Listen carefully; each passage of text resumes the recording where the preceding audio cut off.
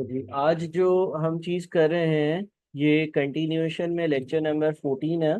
और आपके सामने एक ट्रायल बैलेंस है। दो चीज़ें हैं, डेबिट और क्रेडिट। ठीक है। आपके पास सबसे पहले एक मशीनरी की वैल्यू है और डेबिट साइड पर वैल्यू क्यों है, क्योंकि ये एक नॉन करंट एसेट है। कोई भी एसेट होता है तो उसका डेबिट नेचर होता है। लैंड एंड बिल्डिंग है, अगेन ये एक नॉन करंट एसेट है। कोई भी एसेट होता है उसका एक डेबिट नेचर होता है। ट्रेड रिसीवेबल्स करंट एसेट है। ट्रेड रिसीवेबल्स करंट एसेट है। ट्रेड पेएबल्स करंट लायबिलिटी है। इन्वेंट्री एट ईयर एंड आपका करंट एसेट है। कैश एट बैंक आपका करंट एसेट है। Accrued expenses. एक्रूड एक्सपेंसेस क्या होते हैं? एक्रूड एक्सपेंसेस का मतलब ये है कि किसी को मैंने कोई पैसे देने थे या मैंने कोई एक्सपेंस इनकर किया या कोई बिल आया मेरे पास और वो बिल अभी तक मैंने साल के एंड में पे नहीं किया था। तो इसका मतलब आने वाले दिनों में मुझे ये अमाउंट पे करनी पड़ेगी। जिस तरह से मैंने इलेक्ट्रिसिटी इस्तेमाल कर ली और उसका अभी तक बिल नहीं भरा, तो ये एक्रूड एक्सपेंस कहलाता है, ये लायबिलिटी कहलाती है और ये करंट लायबिलिटी होती है क्योंकि आने वाले कुछ दिनों में मुझे ये अमाउंट पे करना होगा। ठीक है। इलेक्ट्रिसिटी का एक्सपेंस, ये एक्सपेंस फॉर द ईयर है। वेजेस भी एक्सपेंस है। कॉस्ट ऑफ गुड्स सोल्ड यानी कि जो चीज़ें बेची उसकी क्या कॉस्ट थी, ये भी एक एक्सपेंस है।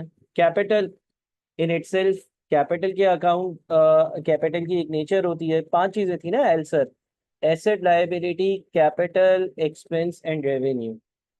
ड्राइंग्स कैपिटल के ही नेचर में आता है, लेकिन ड्राइंग्स का मतलब ये होता है कि वो पैसा जो बिजनेसमैन ने या जो ओनर ने बिजनेस से निकाल लिया। और कैपिटल का मतलब ये होता है कि वो पैसा जो बिजनेस में लगा हुआ है जिससे बिजनेस चल रहा है। और फिर आपके पास सेल्स रेवेन्यू है। ठीक है जी। अच्छा, सेल्स रेवेन्यू, सॉरी मैंने गलती से यहाँ लिख दिया, इसको ज़रा सही कर लेते हैं। ये 15,000 यहाँ आएगा और मैं सवाल सही करने के लिए जो है ना इसको 25,000 कर देता हूँ। बात समझ गए आप? ठीक है। इसमें कोई मसला? मैं एक मिनट इसको 10,000 कर दूँ। हाँ ठीक। क्लियर है भाई? देखें आपके पास ये सारी चीज़ें आपको दी हुई हैं। इन सारी चीज़ों का आपको आइडिया ऑलरेडी मौजूद है। इन सारी चीज़ों का आप लोगों को आइडिया है कि ये क्या क्या चीज़ें यहाँ पर मेंशन है, क्या क्या चीज़ें हमने यहाँ पर लिखी हैं।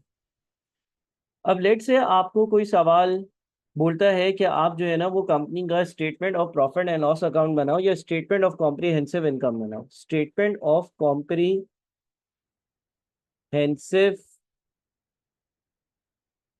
इनकम। ठीक है, ये statement of profit and loss account. Cost of good sold equity नहीं है। कॉस्ट ऑफ गुड सोल्ड आपका एक्सपेंस होता है, यानी कि जो चीज़ें आपने बेची हैं ये उसकी कॉस्ट है। जो चीज़ें आपने सेल करी हैं, जो चीज़ें आपने बेची हैं उसकी ये कॉस्ट है। ठीक है। जाहिर है आपने कुछ चीज़ें बेची हैं तो वो आपने खरीदी भी होंगी और ख़रीदने के लिए आपने पैसे भी दिए होंगे। अच्छा, स्टेटमेंट ऑफ कॉम्प्रिहेंसिव इनकम में क्या होगा? सबसे पहले सेल्स रेवेन्यू आएगा। सबसे पहले सेल्स रेवेन्यू आता है। सेल्स रेवेन्यू कितना है? सेल्स रेवेन्यू जो है हमारा 15,000 है। फिर लास्ट क्लास में हमने इसका एक फॉर्मेट पढ़ा कि हम इसमें से कॉस्ट ऑफ गुड्स सोल्ड को माइनस करते हैं और उससे रेलेवेंट कुछ रेशियोज की भी डिस्कशन करी थी। तो कॉस्ट ऑफ गुड्स सोल्ड हमारा 5,000 है। सेल्स रेवेन्यू में से कॉस्ट ऑफ गुड्स सोल्ड जब हम माइनस कर देंगे तो 10,000 बच गया। ये 10,000 रुपये क्या कहलाता था? कोई बता सकता है कि अगर सेल्स रेवेन्यू में से कॉस्ट ऑफ गुड्स सोल्ड को माइनस कर दें, सेल्स रेवेन्यू में से कॉस्ट ऑफ गुड्स सोल्ड को माइनस कर दिया जाए तो जो अमाउंट बचता है इसको हम ग्रॉस प्रॉफिट कहते हैं। ग्रॉस प्रॉफिट में से माइनस हो जाते हैं सारे के सारे ऑपरेटिंग एक्सपेंसेस। अब यहाँ पर कौन कौन से ऑपरेटिंग एक्सपेंसेस हैं? अगर आप एक्सपेंसेस देखते हैं, machinery, land and building, straight receivables, trade payables, inventory at year and, cash at bank, क्या ये एक्रूड एक्सपेंसेस जो 1,000 रुपये लिखा हुआ रहा है ये कोई एक्सपेंस है? नहीं सर, ये लायबिलिटी है। एक्रूड एक्सपेंस का मतलब ये है कि कोई एक्सपेंस इनकर हुआ लेकिन उसको पे नहीं किया। ये जो 1,000 रुपये का एक्सपेंस होगा ये इसमें कहीं शामिल होगा। यहाँ पर आपके पास एक्सपेंसेस की नेचर डेबिट होती है और आपके पास दो एक्सपेंसेस हैं, एक इलेक्ट्रिसिटी है और एक वेजेस है। ठीक है जी। तो इलेक्ट्रिसिटी और वेजेस इन दोनों की अगर हम टोटल अमाउंट देखते हैं तो इलेक्ट्रिसिटी हमारे पास 500 है। इलेक्ट्रिसिटी हमारे पास 500 है और वेजेस हमारे पास 1,000 है। इलेक्ट्रिसिटी हमारे पास 500 है और वेजेस हमारे पास 1,000 है। तो ये दो आपके पास एक्सपेंसेस आते हैं। सेल्स रेवेन्यू में से पहले cost of goods sold minus किया, जो अमाउंट बच गया उसको हम ग्रॉस प्रॉफिट कहते हैं। ग्रॉस प्रॉफिट में से सारे के सारे ऑपरेटिंग एक्सपेंसेस जब माइनस कर लेते हैं, सारे ऑपरेटिंग एक्सपेंसेस माइनस कर कर जो अमाउंट हमारे पास बच जाता है, सारे ऑपरेटिंग एक्सपेंसेस माइनस कर कर जो अमाउंट बच जाता है, इसको क्या कहते हैं? नेट प्रॉफिट कहते हैं। ये बात समझ में आ रही है? क्या इसमें कोई मसला है? अच्छा, आपके पेपर में एक सवाल इस तरह का कंफर्म आता है, लेकिन वो काफ़ी मुश्किल होता है। अभी मैंने इसको आसान रखा है, और आई होप कि आप लोग दूसरे जो टॉपिकल लेक्चर्स है वो साथ साथ कवर कर रहे हैं, जिससे आपकी नॉलेज फर्दर इम्प्रूव हो रही हो।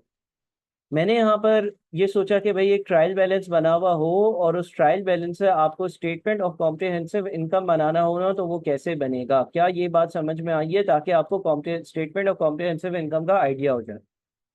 एक और बात याद रखिएगा कि जब हम स्टेटमेंट ऑफ कॉम्प्रिहेंसिव इनकम बना रहे हैं ना, तो उसमें हम सारे एक्सपेंसेस और रेवेन्यू की आइटम्स को लिख रहे हैं। आप देखें यहाँ पर क्या क्या है, सेल्स रेवेन्यू है, उसके बाद एक expense cost of goods sold वाला, और उसके बाद इलेक्ट्रिसिटी एंड वेजेस वाले दो एक्सपेंसेस। तो जो आपका स्टेटमेंट ऑफ कॉम्प्रिहेंसिव इनकम होता है ना, इसमें क्या क्या आता है? जितने भी रेवेन्यू आइटम्स हैं एंड एक्सपेंस आइटम्स। बात समझ में आ रही है? यहाँ पर आपके non current assets, current liabilities, ये सारी चीजें नहीं आती हैं। बल्कि स्टेटमेंट ऑफ कॉम्प्रिहेंसिव इनकम अगर हम बनाएं, तो स्टेटमेंट ऑफ कॉम्प्रिहेंसिव इनकम आपको ये बताता है कि कंपनी का नेट प्रॉफिट क्या है, सारे खर्चे माइनस कर देने के बाद। और ये जब हम स्टेटमेंट ऑफ कॉम्प्रिहेंसिव इनकम बनाते हैं, तो इसमें हम सारे revenue items and expense items जो है उनको इंक्लूड करते हैं। क्लियर है ये बात? समझ में आई? चलें, अब मैं आपको ये बोलता हूं कि भाई कंपनी का स्टेटमेंट ऑफ फाइनेंशियल पोजीशन बनाना है। ये स्टेटमेंट ऑफ फाइनेंशियल पोजीशन हमने पहले भी बनाया, अब हम दोबारा बना रहे हैं। सबसे पहले हम अपने सारे नॉन करंट एसेट्स लिखते हैं। सबसे पहले हम अपने सारे नॉन करंट एसेट्स लिखते हैं। नॉन करंट एसेट्स में हमारे पास मशीनरी है। नॉन करंट एसेट्स में हमारे पास और क्या है? नॉन करंट एसेट्स में हमारे पास लैंड एंड बिल्डिंग है। ठीक है। दो तरह के हमारे पास नॉन करंट एसेट्स हैं, दो तरह के नॉन करंट एसेट्स हैं। एक हमारे पास मशीनरी है, एक हमारे पास लैंड एंड बिल्डिंग है। तो हमारे जो टोटल नॉन करंट एसेट्स हैं, हमारे जो टोटल नॉन करंट एसेट्स हैं, इन दोनों को अगर हम ऐड कर लें, मशीनरी और लैंड एंड बिल्डिंग को ऐड कर लें, तो वो 14,000 बनते हैं। एग्रीड? क्लियर है ये बात? ठीक है जी, नॉन करंट एसेट्स जो हैं वो 14,000 बनते हैं। अच्छा, फिर करंट एसेट्स बताएं। करंट एसेट्स बताएं। करंट एसेट्स में क्या क्या है? करंट एसेट्स में आपके पास कौन कौन से एसेट्स आएंगे? करंट एसेट्स में एक तो आपके पास इन्वेंट्री, यानी कि जो स्टॉक आपके पास साल के एंड में बच गया। ठीक है। देखिए, करंट एसेट्स यहाँ पर मैंने स्पेसिफाई भी कर दिए हैं। करंट एसेट्स में एक तो इन्वेंट्री होगी। इन्वेंट्री वो स्टॉक है, इन्वेंट्री वो स्टॉक है जो आपके पास बच गया है। साल खत्म हुआ, आपके पास 2500 रुपए की इन्वेंट्री बाकी थी। इन्वेंट्री क्या होती है या स्टॉक क्या होता है? इन्वेंट्री स्टॉक एक ही चीज को कहते हैं, जिस चीज का आपका बिजनेस है उसको हम इन्वेंट्री कहते हैं। बहुत सारे पिछले लेक्चर्स में भी मैंने ये रिकैप किया। उसके बाद आपके पास ट्रेड रिसीवेबल्स है। ट्रेड रिसीवेबल्स वो लोग होते हैं जिनसे मुझे फ्यूचर में आने वाले एक साल में पैसा लेना है, इनको मैंने क्रेडिट पर सेल्स करी है या चीजें बेची हैं। इसके बाद सवाल की इंफॉर्मेशन के हिसाब से कैश एट बैंक है। कैश एट बैंक भी मुझे दिया हुआ है, और कैश एट बैंक की मुझे वैल्यू जो दी हुई है वो 500 दी हुई है।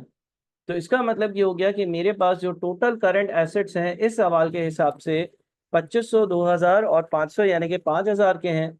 तो मेरे जो टोटल एसेट्स हैं, मेरे जो टोटल एसेट्स हैं इस सवाल के हिसाब से वो कितने हैं?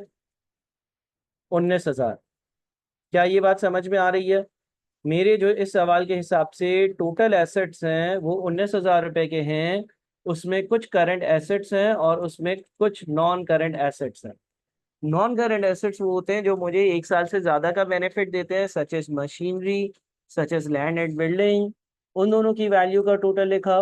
और करंट एसेट्स वो होते हैं जो लेस देन 1 ईयर का बेनिफिट देते हैं, या शॉर्ट टर्म में या कुछ अरसे में कैश में कन्वर्ट हो जाते हैं, या डेली की चीजें होती हैं जो मैं बेचता हूँ, खरीदो फरोख्त करता हूँ और उस पर मुनाफा कमाता हूँ। सच एज आपके पास इन्वेंट्री है, आपके पास ट्रेड रिसीवेबल्स है और आपके पास कैश एट बैंक है, तो इन दोनों का टोटल आपके पास 19,000 बन रहा है।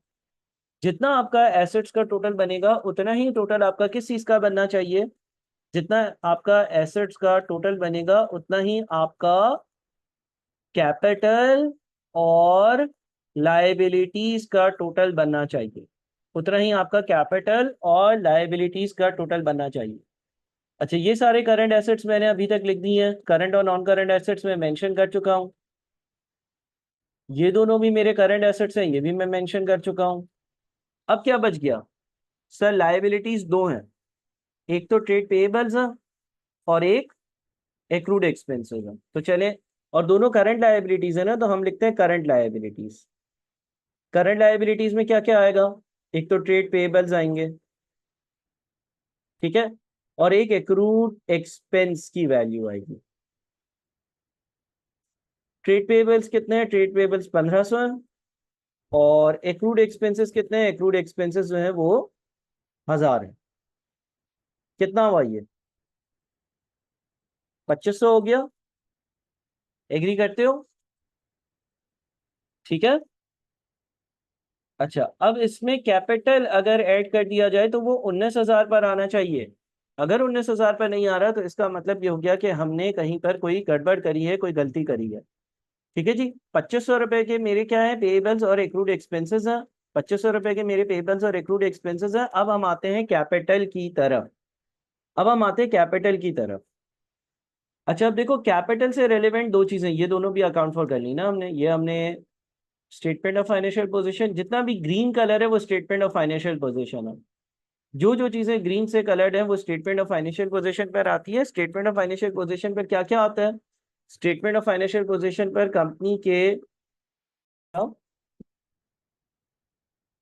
अच्छा अब देखो, अगर हम कैपिटल की बात करेंगे ना, कैपिटल की, तो हमें क्लोजिंग यानी कि साल के एंड का कैपिटल चाहिए। एक तो ये कैपिटल दिया हुआ है, जब ट्रायल बैलेंस में एक्सपेंस और रेवेन्यूज की अमाउंट होती है तो जो कैपिटल हमें दिया हुआ होता है ना वो एट द स्टार्ट होता है, यानी कि साल के शुरू में। तो capital eight start of year, capital eight start of year यानी कि साल के शुरू में जो कैपिटल दिया हुआ है ना वो 10,000 है। ठीक है। Capital eight start of year यानी कि साल के जो शुरू में हमें कैपिटल दिया हुआ है, साल के स्टार्ट में जो कैपिटल दिया हुआ है जो कि ट्रायल बैलेंस में है वो 10,000 है। अब हमें क्लोजिंग कैपिटल पे कैसे आना होता है? इसमें हम ऐड करते हैं प्रॉफिट फॉर द ईयर। अगर कंपनी को कोई भी प्रॉफिट हुआ है, अगर कंपनी को नफा हुआ है, फायदा हुआ है, प्रॉफिट हुआ है, जिस तरह से यहाँ पर स्टेटमेंट ऑफ कॉम्प्रिहेंसिव इनकम हमने बनाया है और कंपनी को 8,000 और 500 रुपए का प्रॉफिट हुआ, तो ये जो 8,000 और 500 रुपए का कंपनी को प्रॉफिट हुआ है, ये सारा का सारा प्रॉफिट जो है ये ओनर का है और इसीलिए ये कैपिटल में ऐड होगा। यहाँ पर मैं एक बात लिखने वाला था कि हमारा जो स्टेटमेंट ऑफ फाइनेंशियल पोजीशन है उसमें current, non current assets, current assets, non current liabilities and capital, ये चीजें आती हैं। अच्छा जी। और अगर ओनर अपने घर कुछ पैसे ले गया है, यानी कि ओनर ने किसी किस्म की कोई भी ड्राइंग्स करी हैं, जिस तरह से इस सवाल में ओनर ने 2,000 रुपए की ड्राइंग्स करी हैं, वो पैसे वो घर ले गया है, वो माइनस होगा। ऐसा करने से हमारे पास जो वैल्यू आएगी ना, ऐसा करने से जो हमारे पास वैल्यू आएगी वो क्या होगा? Capital at end of year. और अब आप देखें capital at end of year, और अगर आप करंट लायबिलिटीज को ऐड करते हैं, इन दोनों को ऐड करते हैं, तो ये भी 19,000 रुपये ही आ रहा है। उतना ही आ रहा है जितना आपके पास ऊपर टोटल एसेट्स का आंसर आ रहा था। तो यहाँ पर टोटल लायबिलिटीज एंड कैपिटल वाला अमाउंट जो है ना वो भी मैच कर रहा है। ठीक है। तो तरीका क्या है? क्लोजिंग कैपिटल ढूंढने का तरीका यह है कि capital eight start of year, साल के शुरू का कैपिटल, उसमें ऐड होगा प्रॉफिट फॉर द ईयर, जितना भी प्रॉफिट आपने अर्न किया है, जितना भी प्रॉफिट आपने कमाया है, उसमें से अगर कोई ड्राइंग्स है तो उन ड्राइंग्स को हम माइनस कर देंगे। इससे हमारे पास capital at end of year आ जाएगा। और जब capital at end of year आ जाएगा तो उसमें मैंने लाइबिलिटीज को ऐड किया, तो मेरे पास टोटल लाइबिलिटीज एंड कैपिटल यहाँ का बैलेंस भी आ रहा है। तो ये हमने आज जो चीज सीखी है एक्चुअली वो ये सीखी है कि अगर हमें कोई ट्रायल बैलेंस दिया हुआ उससे हम स्टेटमेंट ऑफ कॉम्प्रिहेंसिव इनकम कैसे बनाएंगे। स्टेटमेंट ऑफ कॉम्प्रिहेंसिव इनकम में सारे रेवेन्यूज एंड एक्सपेंसेस आएंगे, और उसके बाद उसी डेटा से आगे फर्दर मूव ऑन करते हुए हम अपना स्टेटमेंट ऑफ फाइनेंशियल पोजीशन जो है वो किस तरह से बना रहे होंगे। अब मैं अगली जो लेक्चर होगा उसमें इसी तरह का एक ट्रायल बैलेंस लिखूंगा, लेकिन कुछ नीचे एडजस्टमेंट्स होंगी, कुछ मजीद बातें भी मैं यहाँ पर लिखूंगा और उसको हम सॉल्व कर रहे होंगे। उम्मीद है कि यहाँ से आपको ये समझ में आया होगा कि एक ट्रायल बैलेंस जब आपको दिया हुआ हो तो उससे हम स्टेटमेंट ऑफ कॉम्प्रिहेंसिव इनकम और स्टेटमेंट ऑफ फाइनेंशियल पोजीशन किस तरह से आखिर बनाते हैं।